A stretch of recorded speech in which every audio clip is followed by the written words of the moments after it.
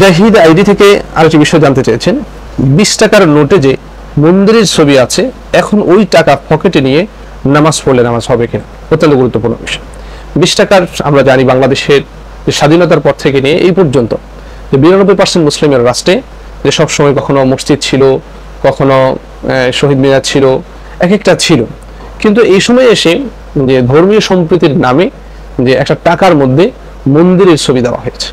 যাই হোক, আমরা ওলামায়ে কেরাম এটার তীব্র নিন্দাও জানিয়েছে যে মন্দিরের ছবি যদি থাকে নামাজ হবে কিনা। এর আগে আমরা আরেকটা মাসালা বুঝি, বা রাসূল কারীম সাল্লাল্লাহু আলাইহি ওয়াসাল্লাম বুখারীর মধ্যে বলেছেন যে লা তাদখুলুল মালায়েকাতু বাইতান ফি কালবুন ওয়ালা তাসাবির, অর্থাৎ যেই ঘরের মধ্যে কুকুর অথবা জীবজন্তুর ছবি থাকবে সেখানে নামাজ পড়লে নামাজ বা ফেরেশতারা প্রবেশ করবে না।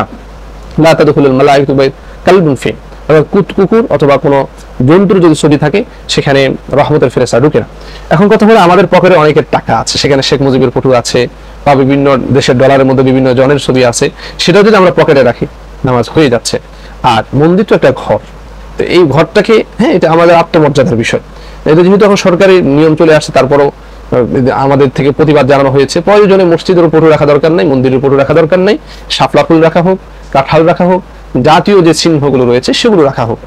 এই জন্য যে যদি মন্দির থাকে এতে নামাজ হবে কিনা, নামাজ হয়ে যাবে। মন্দির রাখলে যে নামাজ হবে না বিষয়টা এমন না, এটা পকেটে থাকলে, এটা যেহেতু একেবারে মানে চাফার মধ্যে রয়েছে, সেই হিসাবে নামাজ হয়ে যাবে। তবে আরেকটা মতামত রয়েছে যে টাকা যদি আমরা সামনে রাখি, অর্থাৎ আমার মানিব্যাগটা আমি সামনে রাখলাম, টাকাটা বেরিয়ে পড়েছে, এই টাকার মধ্যে মানুষের ফটো আছে অথবা মন্দিরের ফটো আছে, তখন কিন্তু সেজদা দেওয়াটা নাজায়েজের বা হারামের বিষয় চলে আসবে।